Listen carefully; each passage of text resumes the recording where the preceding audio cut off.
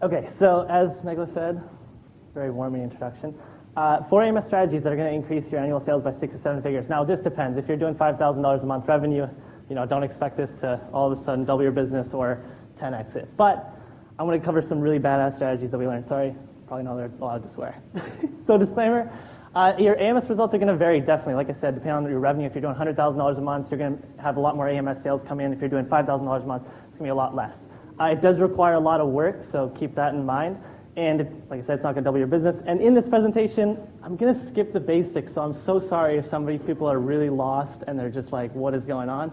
But you will get the slides after, so don't worry. Okay, so what is AMS? This is like the 2-minute intro basics that I'm going to cover. AMS stands for Amazon Marketing Services. It's a platform that was developed for vendors who wholesale to Amazon, and it's kind of like Seller Central's advertising campaign manager, but for vendors who wholesale to Amazon. So it's just the advertising platform for vendors. So this is a headline ad, which is available to advertise in AMS, which is now available in Seller Central. I'm sure everybody saw headline ads, beta, headline search ads, which is beta now in Campaign Manager and Seller Central. And the second type of ad is the product display ads. These are the 2 main types of ads I'm going to talk about with these 4 strategies and how they can increase your sales by 6 to 7 figures per year. So what we'll be covering, strategies learned. So we spent just over $1 million this year so far, year to date. And the total sales that we delivered for all of our clients was about $4 million, so average ACost around 25%. I guess I didn't really give an intro. I run an agency called Better AMS. We manage AMS advertising for clients doing around above $150,000 a month revenue to just over $1 million revenue per month. So how to instantly set up these campaigns so that they're profitable, how to steal sales from your competitors at a profitable rate, and how to optimize your campaigns, which is super, super important. So how much in sales can AMS bring in? So think about how much in sales your sponsored products did last month. Okay, so if you did $100,000 last month on sponsored products, your AMS sales through headline ads and product display ads should be 30 to 60% of that. So you should have done $30,000 to $60,000 on the AMS side if you did $100,000 last month on sponsored products. So just a quick, really, really important thing to note, and we got those figures through all of the clients that we've been running AMS for, right? So 4 of our top strategies. The first 3, gold keyword strategy, it's kind of the name we developed for it. The second one is diamond ASIN strategies. And the gold panning strategy, that third one is really, really cool. And that third one will make this whole presentation worth it. And the 4th thing is angel sweeping, which Mark Miazga was my partner, which Sean on the last presentation went over. I'm going to cover that same exact strategy for you guys. So I'll go through that one quickly. Gold keywords. So the first one, we really focus on the 80-20 rule. I mean, 80% of your sales are coming from 20% of your keywords in your campaign manager. Probably even 90% of your sales coming from 10% of your keywords, or even higher. To perform this strategy, you need 2 things. You need your net profit margin percentage for every single ASIN and a search term report. And then you can go through and execute this strategy. So this is a little bit crazy. What we're doing right here is you're downloading your search term report and you're putting it into Excel. So hopefully everybody's done that at least once. And if you have your laptop open, feel free to do this during the presentation. So you put your search term report into Excel and then focus on those first 4 columns, the campaign name, ad group, customer search term, and the keyword. So I blocked them out because this is our client's data. But basically what you're trying to do is you're trying to filter through your search term report to only show you data for one specific product. So let's say you sell 10 different products. You want to filter and manipulate your search term report using the filters at the top to show you only keyword and customer search term data for one product, right? Because we're trying to find all the profitable keywords that you already have in your sponsored products for one product so you can take it onto AMS and put it in your headline ads. So you're going to filter the campaign name and you're going to search for whatever, hopefully your nomenclature, which is the way you name your campaigns, is good enough so that you can just search something and filter by product XYZ. Okay, second thing you're going to do is you're going to filter your ACost to be greater than 0% and less than whatever your break-even ACost is. So if your margin on your product is 35%, you're going to filter the ACost to be less than 35%, because in the search term report, you want to only see your top-performing customer search terms that are at a break-even or a profitable rate, right? That's what we're doing. So we're manipulating this report to show you all the profitable keywords for your existing product. Okay, so then what you're going to have once you do that is your list of customer search terms that are profitable. Now, I blanked them all out because this is a lot of super valuable clients' data, and they would be really mad if I started showing you guys all the top-performing keywords. And once you have that list, the next step is you repeat it for all your other products. And so the result is this. You're going to have, this is kind of what we do with a client when we go through into their account, is we pull out the search term report, we manipulate it, and then in a Google Sheet, we have basically a sheet that says gold keywords list. Now, every single tab is going to be like tab product for testosterone booster, for anxiety supplement, and we're just going to go through and pull all the top performing keywords for every single product, okay? Detailed recap of everything I just said. These are the notes on it, so feel free to take a picture of it. Pull search term report, filter the campaigns and ad groups to one product, filter the ACOS to be within that profitable ACOS level for you. Okay, filter the orders greatest to least so you can see the keywords that have the most orders, which are the most important ones that are proven to perform. And then copy paste the results into Google Sheets because, I mean, you got to save it somewhere, and I love Google, so sorry if you guys are more on the Excel side of things. And then what you have to do is you want to segment that gold keyword list. So I'm not going to talk too much on this because it's a little bit, and then super simple recap.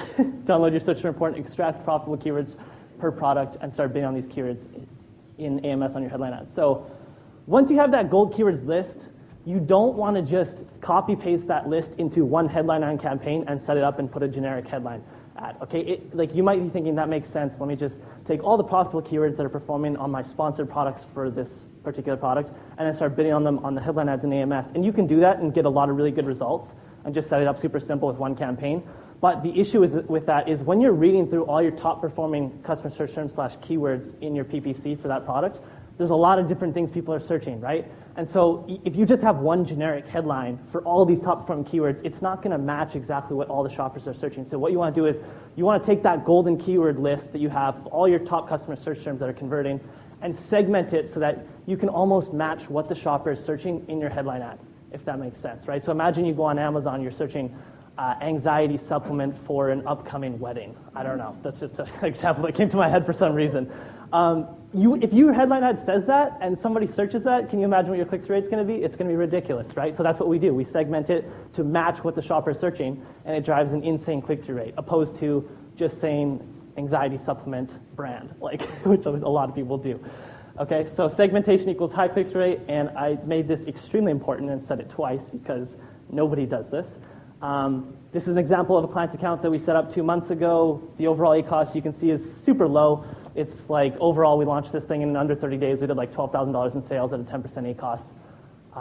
Really solid results, not very typical. Usually it's around 20%, but this particular client account, it was killing it. Another client's account we launched in, I think it was like 7 months ago-ish.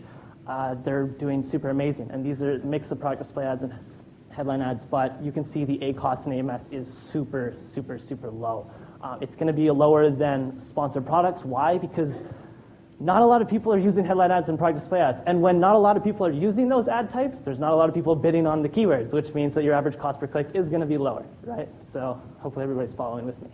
I know I'm talking a little bit fast. Strategy number 2. So that was number 1. And by the way, guys, number 1 results in about 50% of all of our sales for our clients. So that one is huge. Just literally taking top performing keywords and putting them into headline ads, but making sure you segment those keywords so you can try to match what the shopper is searching within it, okay?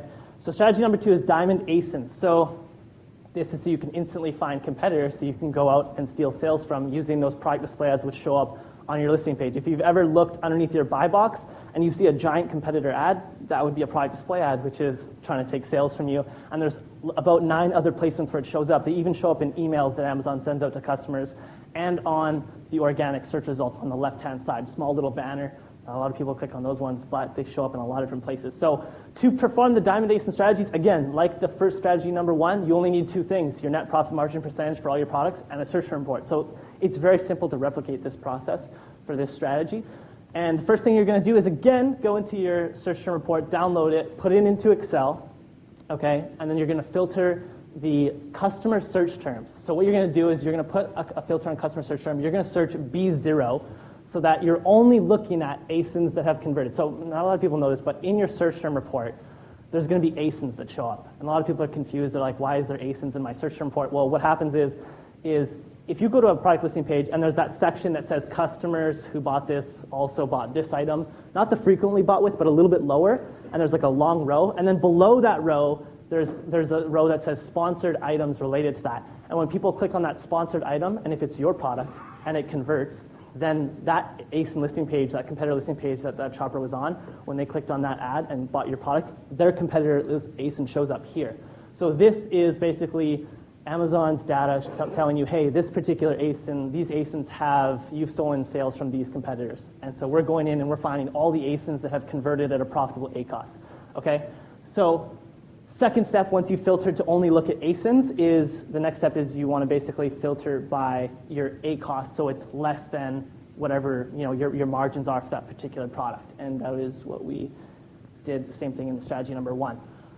So the result that you get is this result here. So when you're looking at it, you're going to see, okay, that first ASIN has 13 orders at a 25% ACOS. Guys, if an ASIN, competitor ASIN of yours, like you're looking at this data, and you see that a competitor's of yours, you've stolen 13 sales from them at a 25% ACOS, what do you think is going to happen if you put that ASIN into a product display ad and you show that right underneath their buy box?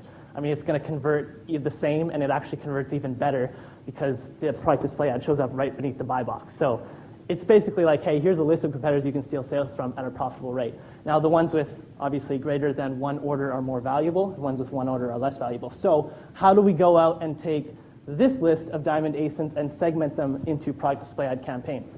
So what we do is we've tested a lot with this. So, I mean, feel free to trust me on this because we spent a ton of money testing this. But all ASINs that have 1 order go into 1 product display ad campaign. Okay? So when you set a product display ad campaign, you put ASINs in them. So you're going to see all these ASINs with 1 orders here. There's about 4 of them. All those ASINs are going to go into 1 campaign, and we're going to set a bid for them, and I'll get to where to set your bids in a minute. And we're going to turn the auto-targeting off. Now, for any of you who haven't set up a product display ad campaign, when you select a competitor's ASIN to go out and target and steal sales from, there's a little fine print box that shows up, and it's so sneaky, and it's like, hey, do you want us, Amazon, to go out and find related ASINs and try to target those ASINs as well? And they're so terrible with their related targeting. So just check it off almost all the time, but there's one case where you should turn it on. So all ASINs with 1 order go into 1 campaign, all ASINs with 2 orders into 1 campaign as well, and then 3 and 4 into 1 campaign. But then here's the differentiator. If you have ASINs with 5 orders or greater, each of those ASINs go into their own campaign with 1 ASIN in those campaigns, and you check the auto-targeting on. So basically, those 2 ASINs at the top, there's one with 5 orders and there's one with 13. Basically, those 2, we would have 2 campaigns for those, one for the one with 5 orders and one for the one with 13. And what we're going to do is we're going to turn on that auto-targeting. Now, why do we turn it on? Because I just said that it's terrible. Well, for some reason, when it's 5 orders or greater, they seem to do a really good job targeting related ASINs or competitors' products that are going to convert really well. Now, make sure that you're looking at ones that are within your profitable ACOS range, right? Because that's what we want to look at. And that's what we found. We've tested this. We probably spent like hundreds of thousands of dollars on this year alone, and that's what it. So this is what it looks like when you're setting up the product display ad campaign. That little fine print thing that says expand targeting to other closely related products, just uncheck it because it's always auto-checked. It's like Amazon wanting to spend more of your money, just leaving it default auto-checked. Make sure and uncheck it because they will spend. I had a guy in Japan. He burned through $70,000 in a week. He came back on his AMS. He spent $70,000, didn't even know it. And that was a large case with Amazon to figure out how to pay that because he left this on. He set really high budgets. He launched 20 campaigns, and it spent a ton of money. And the ACOS was, he had like a total like 20 sales. It was absolutely terrible. So you can imagine. So why not pull all diamond ASINs and put all of them into 1 campaign? So you might be wondering, like, why don't we just put all of these ASINs into 1 campaign and just launch it? Why do we segment it? So we segment it because in AMS, if you put 20 of your competitor ASINs into a product display ad campaign, let's say that campaign a month later, you go in, you look at it. Hopefully you didn't just let it sit for a month and not look at it. But if it has like $10,000 in sales at a 20% ACOS, or let's just say a 40% ACOS, Amazon doesn't tell you which of those competitor ASINs that you're targeting converted, so you have no idea. So you can put 20 ASINs in that campaign, go in, try to figure out, okay, which of these ASINs are converting so I can cut out the bleeders, like keywords, right? And then, optimize the winners and bid more on the winners. Well, you can't even see. So in a perfect world, you would just set up product display ad campaigns, 1 ASIN per campaign, but that never works out because in AMS, if you launch about 800 campaigns in the account, it'll start to shut down. We've had issues with Amazon because we have clients' accounts where we have thousands of campaigns, and they don't even work anymore because, I don't know, their systems just can't handle thousands of campaigns. So you have to segment or else you'll just actually like destroy your account. That's why we segment, because the reporting is limited. If the reporting, one day, you can see the ASINs that convert, forget this strategy, put them all into 1 campaign, and you'll have 1 campaign. It'll be a lot simpler. Results on this, so this is a client's account. This was kind of in the screenshot earlier, but these are all of his product display ads now. It's super, super amazing. I mean, product display ads are really tricky, but you can get them to work, and they just take a lot of time to figure out. So we launched this, I think it was about 7 months ago. One campaign that resulted in 6 figures in sales in the last 7 months, which is really awesome. Total, I think we did just over $250,000 in sales on his account with product display ads. And the overall ACoS was somewhere around 20%, which was really, really awesome. Why is this strategy so powerful? One, think about it. Like, you're stealing sales from your competitor, right? So let's say you're ranked organically number 2 for your main seed keyword. Great. You start bidding on the number 1 position competitor. If you can profitably steal sales from him because your product's slightly better, maybe you did something to add a feature that everybody wanted, that there's negative reviews on that number 1 organic listing, but you solved that problem, and you can convert it at a profitable rate, the scalability of a product display ad is really amazing. Like, you can just dominate their listing, that buy box thing, and just steal a ton in sales. Like that $100,000 campaign, we had 1 ASIN in that campaign. 1 competitor that we stole 6 figures from over the course of 7 months. And so over time, I didn't put this in the presentation, but he actually dropped in rank 2 placements. Client didn't know why. I was like, well, it's probably because of our product display ads. We were trying to tell him that we stole $100,000 in sales from him, which was really cool. So it decreases their conversion rate, right? Because they're clicking on your ad, they're going to your listing page, and they're buying your product instead, which is super amazing. Also, I don't know if Sean mentioned this in the last speech, but he taught me this. He said unique sessions to your listing page from different traffic channels and sources will also help your organic rank, because Amazon sees that you're driving unique traffic from different places other than just organic searches. And I think he said there was tests on it. I'll maybe double check with him after the speech, if not. But second thing is it boosts your sales and sessions, which increases your conversion rate and your organic rank. So stealing sales from competitors drops their organic rank, increases yours, right? So super, super, super powerful strategy. Takeaways. Again, this is just like your search report tells you everything about your competitors that you've already been stealing sales from, and then run product display ads on your own listing, because obviously you just saw we had a competitor who we stole $100,000 in sales from over 7 months. Anybody in this room could be in that situation right now, and your rank could be affected because of that, and you might not even know it until now because I'm bringing up this example, but super important to bid on your own listing pages so that you're defending them from competitors, right? Think of it like a moat. And even if it's not profitable, guys, even if it's like a 50% ACoS and it costs you $1,000 a month, better you just bid on it yourself, because that competitor lost $100,000. I know there's lots of other people losing tons of money, and their rank is being deeply affected because of it. So also, the last thing is be careful about the auto-targeting. Like I said, there was a guy in Japan, $70,000 in a week, really, really crazy. He had like 20 conversions, ridiculous, super, super, like the scalability of that auto-target. Amazon will just spend your money and max your budget every single day, even if you said it's like $1,000, because there's so many different ASINs they can put it on, right? So it's a little bit crazy. Bids and budgets. So where do you set the bids? Where do you set the budgets? This is a big question a lot of people ask us. So take the weighted average cost per click of your entire Diamond ASINs list and then increase that by 25%, and that would be your starting bid. So think back to where I had all the Diamond ASINs, the profitable competitor ASINs from the search term report. All of those ASINs had an average cost per click, okay? Take the weighted average cost per click of all of those, right, and then increase that by 25%, and that's your starting bid. We've been doing this for 4 or 5 months now. We used to do 50%. We tried 75. We tried 100. We've tried a lot of different things. We usually go by a quarter, and we found that 25% works the best. But feel free to try otherwise. The budget, we always start with $20. And we got a lot of clients who sometimes they want to spend a lot of money, and they're like, "Hey, let's start with a higher budget. Like we don't mind." I'm like, "No, we're gonna start with $20."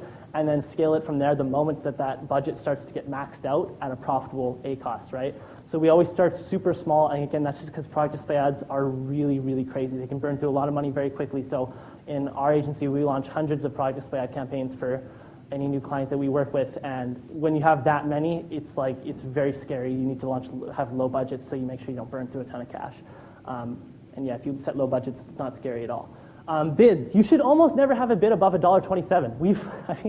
We've tested bids above $1.27. Now, the only exception to this is if you're bidding on your own listing page, right? If you're trying to dominate and defend your own listing page from competitors, feel free to bid like $2, $3, even if you need to go that high to make sure you're winning that placement. But for the most part, when you're targeting competitor ASINs, I almost would never, ever, ever set a bid higher than $1.27.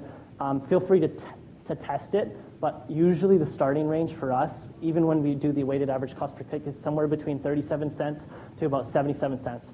And when you calculate that weighted average cost per click, you see it's above $1.27, drop it to a 77-cent default and leave it there. That's something I didn't include besides. So I'm glad I mentioned that. But bids and budgets for headline ads. So same thing with the headline ads. This strategy is very similar when it comes to setting up your golden keywords and your diamond ASINs.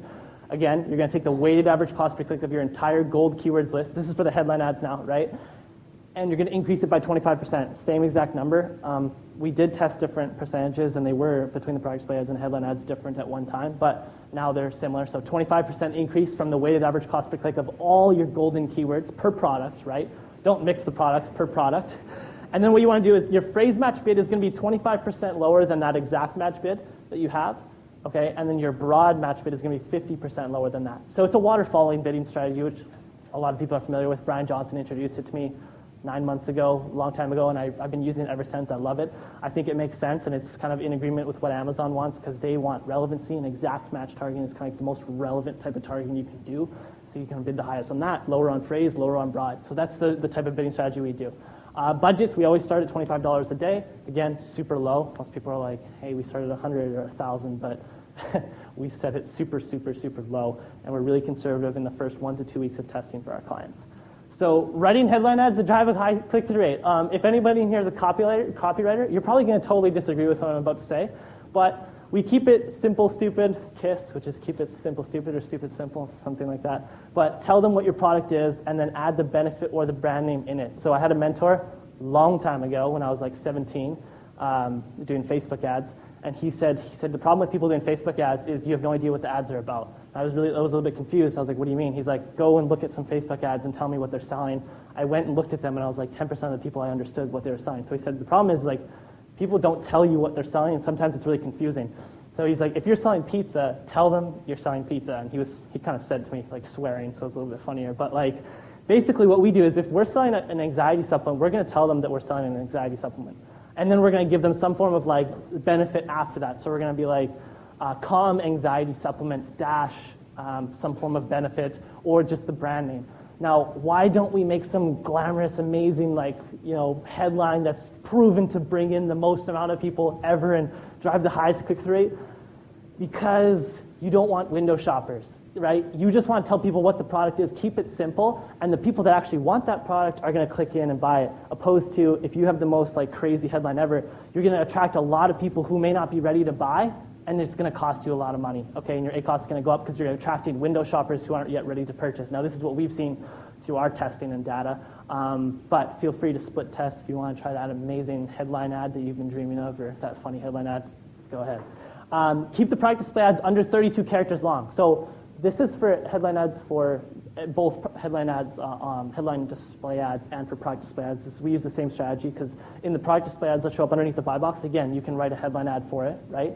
And so in the product display ads, it's super cool. If your headline is less than 32 characters, your font size, I believe it almost increases by about 75%.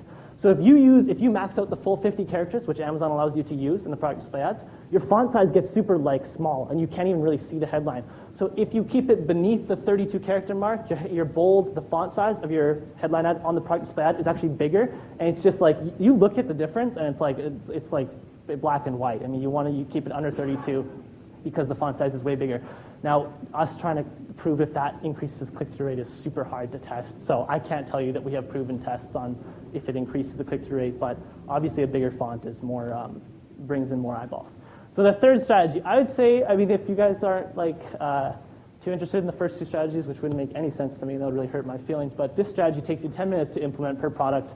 A lot of people may already know about it, but it's a super simple strategy, can make you a good amount of money, and it's super easy to do. So making money from single keywords, so bidding on individual keywords. So for example, if you're selling an anxiety supplement, you would put the word anxiety in broad match, you'd bid on it 27 cents, and that thing is just going to convert all day, and it's going to bring in a slow amount of sales at a very slow rate, but it's going to be extremely profitable. So what you want to do to come up with this list of single keywords to bid on is you want to take that gold keywords list that you have that you extracted for each product in the first strategy that I showed you. And what you're going to do is you're going to put it into a tool called Right Words Frequency Counter, and then you're going to bid on all the relevant individual words. So I'll show you the strategy right here. So this is, for example, you're selling a dog collar, and these are, for whatever reason, you have a small batch of profitable keywords. This is your gold keywords list. This is just an example that I built. You copy this list of your gold keywords, and you put into this thing called Right Words. And it's called Right Words Frequency Counter. It's the software.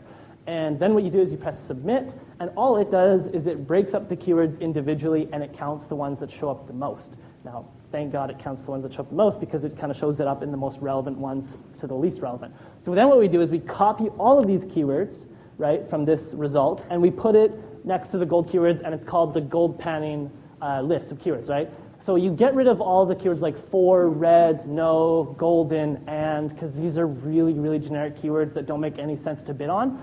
And then you leave the ones that are relevant to your product, like collar, dog, dogs, plural, singular, bid on both of them, test them both. And then puppy, retriever, vest, trust me, all these keywords, 37-cent bid, broad match. Do this on your sponsored products and your headline ads. It's going to convert super, super amazing at an incredibly low ACoS. Okay, so bids, budgets, and match type. Again, for this strategy, always 37-cent bid. Never go higher than a $20 budget. Always keep it on that $20 budget, and then keep all the keywords in broad match only. You can test phrase because it's kind of the same, since it's only one word when you think about it. There's no two words to mix match, but just do broad. Expected results, a lot of traffic immediately. Normally you're going to see a lot of traffic immediately, so if you don't, I'm going to explain to you how you can fix that. And the result is always, it's like almost 90% of the time going to be an ACoS less than 25% if you do keep it at that 37-cent bid mark. And your sales per month for every one of these campaigns should be between $50,000 to $3,000 per month. Obviously, it varies depending on what you're selling and the niches that you're in. This is an example. Every single one of these campaigns for our client is a GP campaign for products, all of his different products. The first one in the last, it's actually been about a year now since we launched that. It's generated about $24,000 in sales at 11% ACoS. So all of these are pretty much in that less than 25% range. There's a couple that are like 257%, which is crazy, but you can see for the most part, these are all gold panning campaigns that just convert amazing. Like I said, some are way better than others. You can see that top one was just an all-star. So yes, very, very important to do this. No traffic. So what happens if you're getting no traffic to the campaign? You're going to be like, what's going on? Why? Taylor told me this was going to happen. I would get $53,000 a month in sales. Maybe he was lying. I wasn't lying. Just raise your bids by 50% if there's no impressions or clicks. Sometimes you do need to raise it because 37 cents isn't enough, and a lot of people are kind of using this strategy now. A year ago, you could bid like 10 cents and get away with it. I bid on the 27 mark because a lot of people bid 20 cents or 25 cents, okay? So if you think about it, you want to be a little bit 2 cents over them. So whenever you're setting your bidding, I usually bid 2 cents above the 5 or the dime level. Now you can go ahead and bid 3 cents above to outbid me and my agency, so I'll probably raise it 4. But let's see, relaunch pause keywords. So in AMS, this is a big problem. Sometimes AMS pauses your keywords automatically, and they're just like, hey, we're going to pause this keyword. The reason why is because if they see that the click-through rate for a specific keyword is less than 0.7, they're just going to automatically pause it. Why? Because they really care about relevancy. They don't do this in sponsored products. They only do it in AMS. And you'll see a lot of times that we have a keyword sometimes that's performing at 5% ACoS, hundreds of dollars in sales. All of a sudden, it gets paused by Amazon. They don't even care about the sales. They just directly look at the click-through rate. It's an automation they have that pauses the keywords automatically. All you need to do is go in, have a virtual assistant, copy that keyword, relaunch that campaign with that one keyword in it, and make sure you continue to relaunch it. And hopefully, there's a point where you get the campaign where it's such a high click-through rate that it'll just stay forever. And you kind of keep going until you get that keyword that sticks. Yes. So that is it for that strategy. Understanding Amazon cares most about the shopper. So like I said, they care about relevancy. That's why they do pause the keywords. I'm not sure why they don't do it in sponsored products yet, but they haven't decided to do it. A high click-through rate is more important than a higher bid when winning a headline ad placement. So we talk with a good amount of reps within AMS optimization team at Amazon. I don't know if they're from the Seattle headquarters or a different one. I don't know where they're from. I had one girl who told me that click-through rate is actually valued more than the bid. So for example, if you look at 3% click-through rate and a $2 bid, and then you have a competitor who has a 2% click-through rate but a $4 bid, you might win the placement because you're more relevant. Now I'm sure there's other factors that they look at. Also, I don't really take it. I don't take her word 100% because Amazon says a lot of things, and sometimes it's so crazy and it's completely untrue. But I just thought I'd mention it because that's what they told me. So this is why we take the time to write targeted headline ads that match kind of what the shopper's searching, so we can get the highest click-through rate possible. So instead of just taking that gold keywords list and launching it in one giant campaign, you segment out the keywords so you can have targeted headlines speaking directly to what the shopper's searching for. Estimated time to set up the strategy, 5 minutes. Super easy to outsource. You can have a virtual assistant do it, create an SOP for it in 5 minutes. Really easy. Again, this is a great campaign to launch immediately when you launch a product, even if it has like 2 reviews, because it's such a low average cost per click and it gets a good amount of traffic. you can just get in and get some sales through it. Like I said, setting up this one strategy will probably be worth this whole presentation in your time sitting here. The last thing is angel sweeping. I'll sweep through this really quickly because Sean kind of covered it. Our metrics are a little bit different, which is funny. But we started angel sweeping right here. This is our software we kind of built internally. We use it in-house for our agency. We started angel sweeping right there. The red line is the sales, and the blue line below is the spend for this client's AMS headline ads. And basically what happened was we doubled the sales month over month and decreased the ACoS by 11%. This is super crazy. This is kind of an anomaly, but we did it across all of our clients' account, and it successfully happened for about 2 at 2.5. One kind of like had half the effect. So it probably has a 10% conversion rate on this kind of effect happening. But all it is you're raising bids by small increments on extremely low ACoS keywords. So Sean had the metric of 25%. We use this metric. So how much do you increase the bid? So let's say you go and you see a keyword that's performing at 10% ACoS. We go in and we raise it 10% from its current bid. We look at the ACoS for the keyword, make sure it's less than 15%. Like I said below, feel free to test different ACoS levels. I mean, we really haven't tested this strategy a whole lot, but we started it with the less than 15% ACoS level, and it was really, really successful. Like I said, doubled the sales and decreased the ACoS, so it was more profitable, which is absolutely ridiculous. Our client was super happy. This is a keyword report that so the problem with AMS, and I won't dive into this too much because I'm short on time, but AMS shows you only lifetime data on your keywords. It's a big problem. We built a software for it and recently released it a few weeks ago. This is kind of what comes with the software. It's like a keyword report that can show you the performance of your keywords within AMS over time on like the current week, the last 2 weeks, and the last 3 weeks, so you can actually see the performance of your ACoS on your keywords real time instead of lifetime, because AMS doesn't show you actual current yesterday, last week performance. So it's really hard to optimize without that. Softwares we just use MerchantWare's AMZ3 Pro, AMS Radar, which is our software at the bottom. I briefly mention it here at the end. This is kind of what the software looks like. It's kind of like PPC Scope. I modeled it off of Brian Johnson's because I like his a lot. And it tells you the performance of your campaigns over time, based on the date range that you select, and you can also see the keyword report. That's at amsradar.com. Okay, important notes for everything that I just talked on. AMS can generate up to 30-60% of your sales from sponsored products. Keep that in mind. Always run your headline ads on your brand name keywords. This is a major mistake. If you go on Amazon right now and you search your brand name and a competitor's headline ads comes up, you're likely losing between $1,000 to $25,000 a month in sales. And that's like a big mistake that a lot of people make. So go and search that up. And also search your brand name and then click space and then click on all the suggested auto suggestions that come up, because most people forget about all those and they just bid on the main brand name. Defend your product listing pages from your competitors, so bid on your own listing pages. Find all your gold keywords ASAP. Find the diamond ASINs to basically attack your competitors. Optimize your campaigns weekly if you can. And then repeat this gold keywords performance strategy and the diamond ASIN digging twice a month. So find your gold keywords and your diamond ASINs once every 2 weeks, because your search report brings in new data every week, every 2 weeks. So we go in once every 2 weeks. We repeat the first two strategies and bring in the new keywords and the new ASINs to our clients' campaigns. So be very careful with high bids on product display ads. Like I said, guy in Japan, $70,000 spent in a week, 20 conversions, lost a lot of money. I don't know actually what happened with him in the end. I wish I could tell you. But never set an end date to any campaign. We don't set end dates. You can change this now because Amazon allows you to, within AMS, to change it. But we normally never set end dates so that we can keep the campaign running forever. Attendee special offer. So this is mandatory. I wasn't going to offer this, but Megla said, hey, it's mandatory. We're offering 50% off of account setup. Usually it ranges between $4,000 to $8,000 to set up an account. The reason why it's so much, there's no other agency that will ever charge that much for an account setup. The reason why is because we do this crazy segmentation process to get the highest click rate possible. So you can email me with that code, and it's available for 48 hours. Feel free to ask me any questions. Thank you, Taylor. Really good. Thank you so much.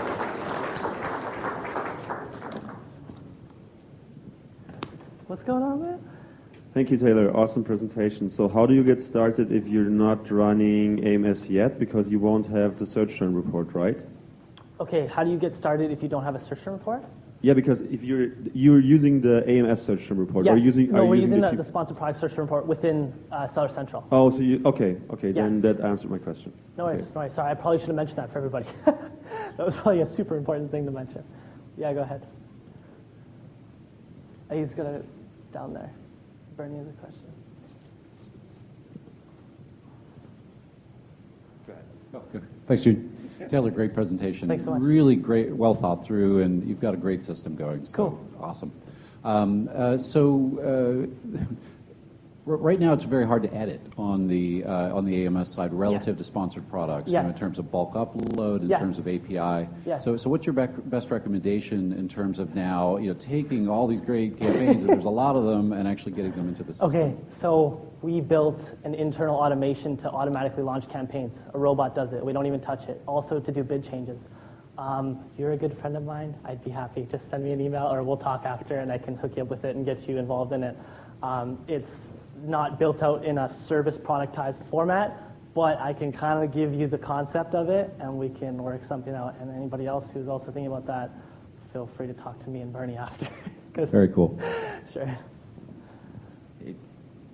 Go ahead. Hey, Taylor. What's going on? Great presentation. Thanks so much. And it goes on top of what Sean did. But Cool. I wanted to ask you, so if you're investing in both in sponsored ads Yes. and AMS, Yes. what should the logical split be in your budget? So let's say you're doing $1,000 a month. Okay, if you're willing to spend $1,000 per month, I just and you're made up a thinking number like, okay, if I have to make it easy. $1,000 to allocate, should I spend 500 AMS, 500 PPC? Correct. Okay, typically 30%. I mean, I would split it 50-50. If you really know what you're doing on both sides, you're going to get results for both. And if you only have a set budget, I mean, for us, we don't really work with people that have very low budgets. They usually willing to spend as much as possible. But I would split it 50-50 and then optimize both of them because you can get performance on both keywords, right? I mean, I would just say 50-50 because they both perform really well. AMS usually has a lower A cost, so maybe even I would put a little bit more into AMS if you're tight on cash and you want to be as profitable as possible. Then I would put more into AMS because the A cost on average, you saw the overall this year spent $1 million, $4 million ROI on it, so 25% A cost. I think sponsored products average A cost is a little bit higher, maybe 30-35%. So depends on your goals. Any more questions for Taylor?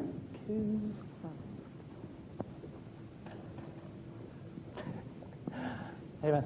Hey, great talk. you. Question, is there an easy way to get access to AMS? I know headline search now Yes. is by default allowed, but Yep. product display ads, Yes. previously you had to have a vendor central account or vendor express. Yes. So same thing. You can go into vendorexpress.com, sign up. What you're doing is you're just sacrificing one of your products, Yeah. sending it into Amazon, and that's really the only way of that we know of still so far. Yeah. Maybe you know of it already, but you can go to amazing.com, Matt Clark, all those guys. Mike McClary has a video where he literally shows step-by-step getting into Vendor Express in under 30 minutes. Are they diligent in checking that product? Can you make kind of a dummy product? And Yes. So the question, we have a lot of clients who are like, what if they find out they're going to shut our account down, suspend our whole account? It's never happened to us. We actually haven't heard of any cases yet. The moment we do, we're likely going to make everybody aware of it and say, hey, look, be careful with that. Make sure you do send in your products. But as right now, you can go and do that application, never send in the units to Amazon, and you'll be okay. So far of what I know of. Unless you know of otherwise. Have you heard No, of I it? just remember when I tried to do that, I didn't go through the process that thoroughly, but they were calling me every day, hey, are you going to send it? Are you going to send it? Okay, was that recently? That was, I guess, earlier in the year. Okay. Maybe a different case. I've never heard of being that extreme. Yeah. But you should be okay. Did you send in at all, any? No, I never did send it in. That's where I'm wondering, do I have to take a roll If they of call that paper much- and send it in? And If they call that much, send in a couple units, make them happy. Usually they won't call you as much. So I'd say that'd be my recommendation. cool, thanks. Hey, Taylor. What's going on, man? Good stuff. Thanks so much. A couple questions. One is, have you tested on the headline ads the brand logo versus just product image? Yes. What converts better? For sure? So, I mean, in terms of conversion, it was really hard to test because there's so many different variables that go involved, like seasonality, the type of products that you're using, the amount of competition. So when it comes to that, we never really did an A/B test, and I can't give you a direct answer. But when it comes to should we put the logo in as the main image or just a product, we go to our clients, we say, do you care about branding? Or do you want to show your product listing page, your product listing image more?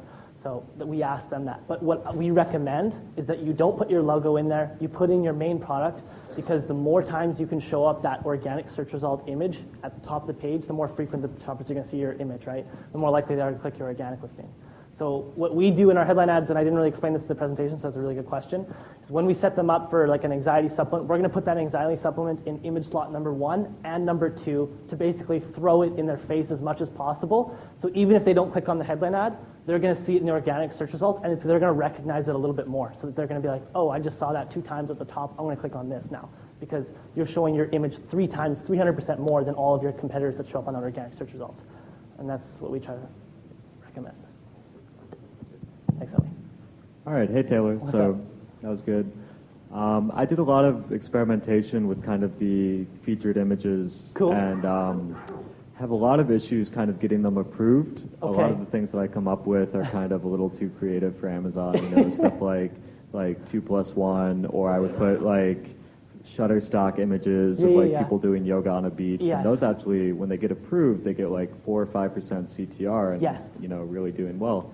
What kind of experiments have you done other than what you were just mentioning to be a little bit more creative in things that get approved? And if they don't get approved, how do you get them approved? Okay, so good question. Very minor testing on it, but same results as what you saw. If you can show, if you have a really nice shot of your product in use, usually performs better than just showing your same product twice in the slots. But we have just as much issues as you do with getting it approved. Almost 90% of the time they don't get approved now. Used to be, like way back in the day, like a year ago, they got approved a lot, and we still have some campaigns running with it because they can't change those.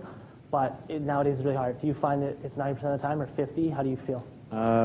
Probably closer to 90. And Yes. yeah, if we have old campaigns, we like don't touch them. That are killing it because, so we'll still try every now and then with different images if our clients get them, but it's really up to our clients if they can get them to us. But we'll make sure to be like, hey, do you have lifestyle images? Because we can test those. And do you have a way around maybe like using caps on in the text? Like now it's like auto, like won't get approved. No, I wish there is. So there was a change recently where you can't capitalize every first word. I agree. And even there's issues with capitalizing your brand name. Sometimes they'll just disapprove those, which is ridiculous because that's the name of your company. So we see the exact same thing. All right, good stuff. Anyways. Okay, thank you very much, Cool, Taylor. That thank was you so much. amazing. Round of applause.